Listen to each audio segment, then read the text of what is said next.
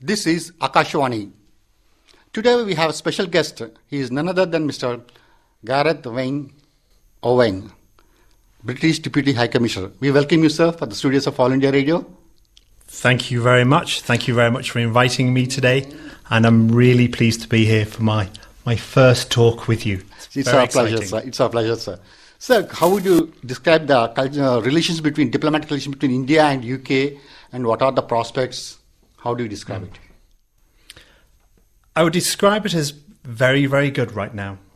We have some key moments in our relationship over the last 2 or 3 years, which have really helped cement the UK-India relationship.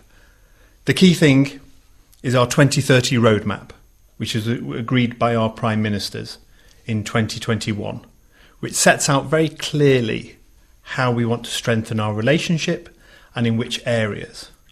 And one of the key things from the roadmap is the discussion, the negotiation of a free trade agreement. Whilst we're talking, the 10th round of negotiations are taking place in Delhi this week. And I think that's a really important sign of the strength of our relationship, that we've reached 10 rounds of negotiation for the FTA. And once agreed, it will be a landmark agreement between the UK and India, which will hopefully promote better trade and better services. UK has been the desired destination for the Indian students, those who wanted to study. How do you facilitate the Indian students study? I would like to study in UK. What are the opportunities? You're absolutely right. We're seeing record number of Indian students applying to go to the UK. Last year, Indian students were the largest community of international students in the UK, overtaking China for the first time. Over 130,000 Indian students are studying in the UK, which I believe is great for both the UK and India. This is great news. And I think there are 4 reasons for this. One, it's the quality of our education. We have 4 of the top 10 universities in the UK, but also half of the universities in the UK are in the top 1,000. And I think that's an indication of the strength of the UK model and the strength of education in the UK. I also believe that we are competitive on price. The cost of studying in the UK, for example, the best example of that is a postgraduate master's qualification. In some countries, it takes 2 years of studying overseas to achieve a master's degree. In the UK, it takes 1 year. So that makes us very, very competitive. What also makes the UK competitive is the employability of people with UK degrees. Survey after survey shows that a UK degree helps people secure jobs. So that for me is a very strong indicator of why it's important and why people want to study in the UK, because you can study and then afterwards you can secure employment. And then finally, and this is probably very important for Indian students, we're a large multicultural country. We have a large Indian diaspora, which are very welcoming to international students. And therefore, Indian students going to the UK, in some aspects, some elements of living in the UK can feel like being home. And that's a really important element of the strength of the UK education offer. That really sounds good. And is there any possibility of getting scholarships, and how to get a student's visa? The student visa process is relatively smooth. We've just put something on our Twitter, encouraging students to start looking to apply for their visas as soon as possible. Students can apply 6 months ahead of time, and the process is usually takes up to about 3 weeks. And therefore, that's quite a smooth operation. Like all our visas, people apply online. They then go and submit their biometrics to our commercial partner. But the growth and the sheer number of students going to the UK for India suggests that the process is relatively smooth and straightforward. In terms of scholarships, we have a a UK-funded scholarship program called Chevening, and I'm proud that India has the largest group of Chevening scholars and therefore a Chevening alumni. And this is a British government sponsored program which encourages postgraduate study in the UK, but it also encourages fellowships, so short-term courses to the UK. And within Telangana and Andhra Pradesh, we have a lot of interest in the fellowships, especially in areas such as STEM. So I think that's a really strong indication of the strength of our offer. And what we're also seeing for our Chevening scholarships is more businesses wanting to have joint scholarships with our Chevening program, especially businesses here in India, which means we can offer even more scholarships to Indian students. What are the employment possibilities? Coming to the employment, what are the employment possibilities for Indians in UK? Mm-hmm. Another good question. Like student visas, skilled workers from India, they were the highest number of visa applicants last year. Over 100,000 people from India were successful in securing skilled work visas. So another indication that the employability, the amount of opportunities to work in the UK. We're also proud that a couple of years ago we reintroduced a visa scheme that once you've graduated from a UK university, you can live and look for work in the UK for up to 2 years.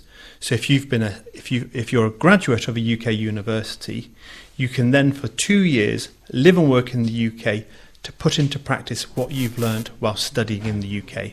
And that is open to all Indian students who graduate in the UK. And the most important thing for that visa, certainly what I feel is the most important thing for that visa, is you don't have to have employment secured. You can stay and look for work and utilise the UK to help build your experience before you return to India. What are the steps taken by both countries to promote tourism, cultural and mutual development? Yes. Well, first of all, I believe the sheer number of student visas, the sheer number of work visas is a good example of that, of those helping strengthen people-to-people links.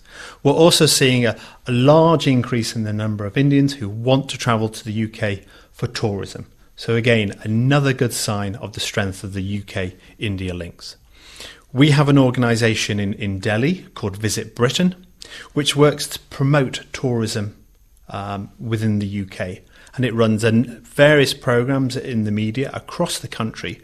And that's one of those key elements we see as promoting tourism between the UK and India. I mentioned the Chevening programme. Again, another excellent way of promoting links between the UK and India, especially the Chevening alumni. We certainly see here in Hyderabad a strong cohort of people who've studied in the UK under the Chevening Scholarship Programme, who then want to work with us here at the British Deputy High Commission on areas such as climate change, energy security. What are your guidelines to the tourists going to UK? Do you have any guidance and how to get a visa and all those things? Again, it's a relatively smooth process. We're seeing record number of Indians wanting to travel to the UK for tourism. As always, for every visa we encourage people to apply early because there's high demand. But most of our visas are issued within 3 weeks, and there are also services for priority and super priority if people want to get their visas earlier. But at the moment, we don't see many issues with regards applying for visitor visas in the UK because it's an online process. The only engagement people have is submitting their documents and biometrics at our commercial partner. So it's a relatively smooth process. And I think the high number of Indian visitors, tourists we're having to the UK over the last couple of years is a good sign that our visa process works very well. As you said, climate change. Climate change is a persisting issue. How these two countries are working together for? You're absolutely right. It's I certainly feel it's the biggest challenge we're all going to face, and it's probably the biggest challenge we're all going to face as a generation. We're really pleased that in 2021 we hosted COP26, which was an important moment for the international community coming together and making some very, very clear targets about what we all want to achieve in terms of tackling climate change. India have set a deadline of 2070 to become net zero, and that's something we're trying to support the government in trying to achieve. India becoming fully net zero in the next 50 odd years, which is fantastic, which is absolutely brilliant. And in terms of how we're supporting in a number of ways. We are mobilising funds for green funding, so putting money together, which we then hope the private sector will support to support investment into sustainable projects. That's up to an amount of about £3 billion is what we want to generate of green finance, which can be then invested into green technology here in India. It's the largest funding we have anywhere across the world. We then have other organisations such as British Investment International, which has a portfolio of over $2 billion here in India. And a lot of that, again, is focused on sustainable energy and green finance. And then finally, we are using our own expertise within our network to support a number of projects across India. Most of the projects we have in this region are in Andhra Pradesh, and they cover issues such as working with the distribution companies to improve energy distribution. We've just launched a programme on setting out a pathway to green hydrogen, and we've also delivered a programme on rolling out electric vehicles in some cities in Andhra Pradesh. So that's the sort of work we're doing to support India's ambition to become net zero by 2070. You being a deputy commissioner, how are you able to tap potentiality in India, like poor people especially, how you can able to help them, and what are the areas you are working on, like downtown children or tribal people, like that? Do you have any medical need aids or something you are doing? Health-wise, I think the best example is probably during the COVID crisis. Countries all came together to help tackle this global pandemic, and our work with India was first class. I think we all know the work between AstraZeneca, Oxford University and the Serum Institute in terms of vaccines.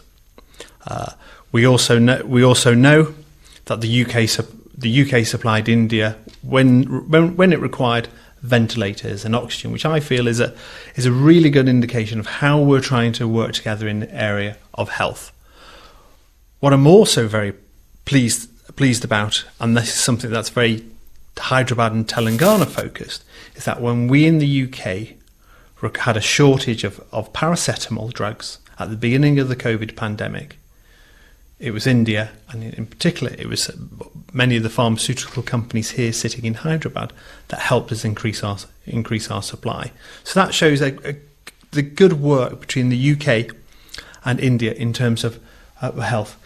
In terms of rural development, a lot of that focus now is on the economic development. How can we encourage more British businesses to develop a footprint within India? How can we make sure that through economic development we tackle things like healthcare, education and rural development? So that's one of our key focuses, working with India, encouraging more British businesses to establish a footprint in India, which will then aid further India's economic growth. In near future, any startup companies coming in Hyderabad, especially Hyderabad is a major hub for the startup companies. And is there any plans in collaboration with the Indian government? Do you have any startups planning here? Both Andhra Pradesh and Telangana? This is something I focus on a lot. I see a massive opportunity across both Telangana and Andhra Pradesh for UK and Indian startups to work together. Last November, the Mayor of the West Midlands, Andy Street, he visited Hyderabad. He spent 3 days here, and during his visit, the startup incubator for one of our universities in Birmingham signed an MOU with T-Hub. So the organisation is called Steamhouse, and that's one of our leading startup incubators in the UK. And so they're looking to work with T-Hub to support new Any startups. investments like that?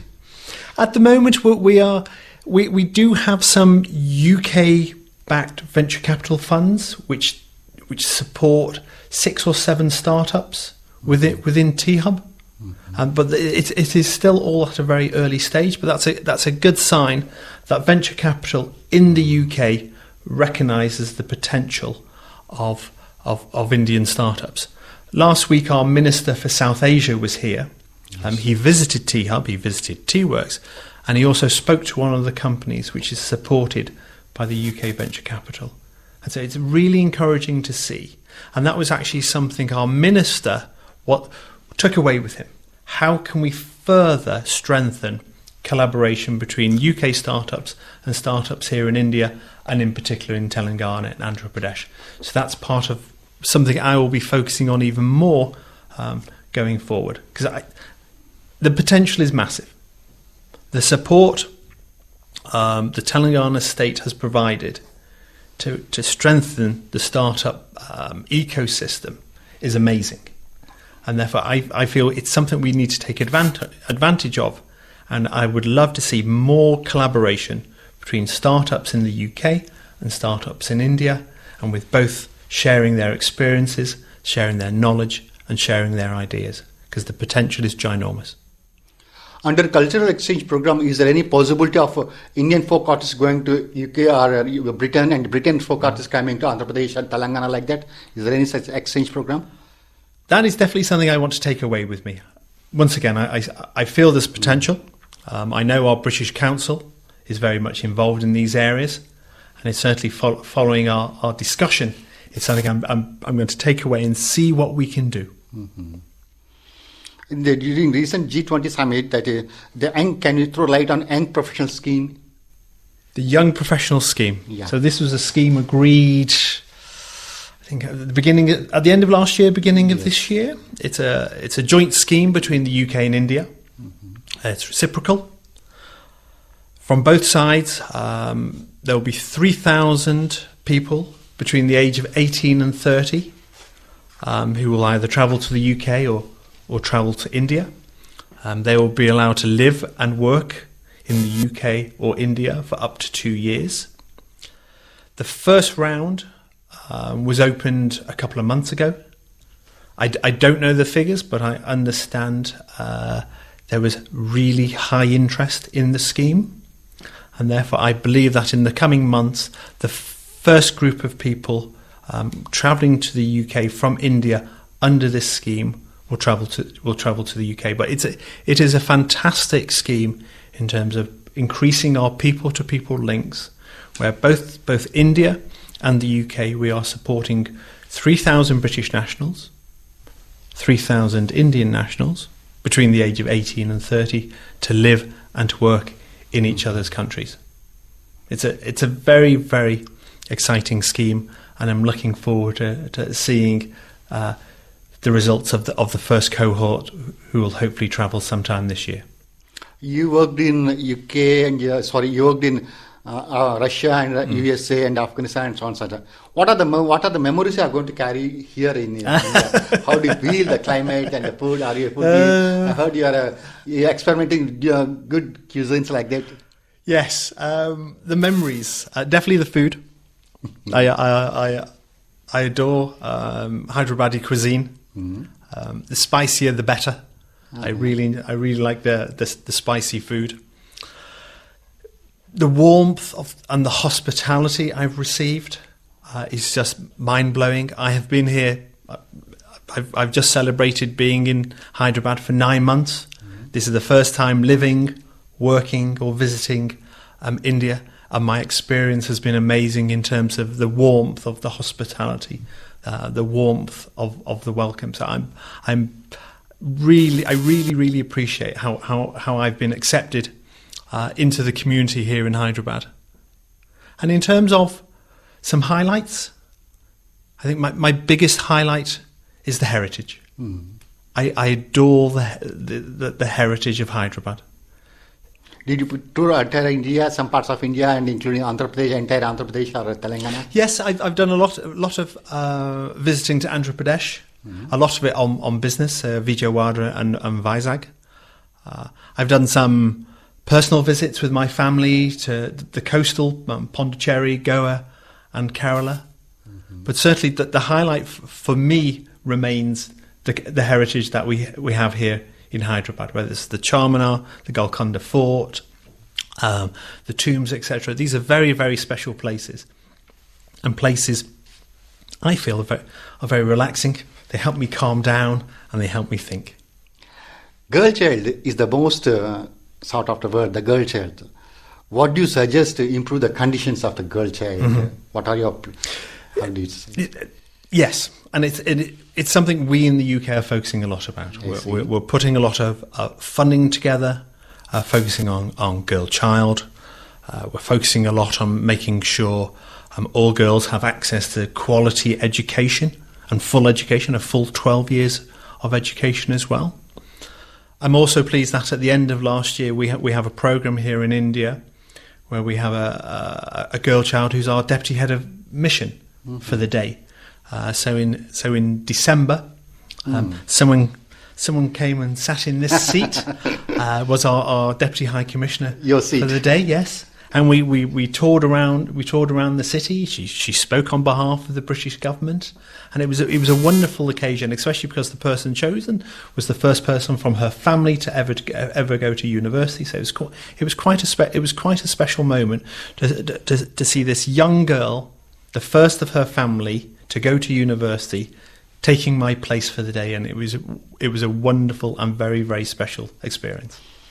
And would you like to share our listeners what are your views, or would you like to share something to our listeners of Akashvani about the future plans and the ties between the two countries and everything? Yeah. Could you please?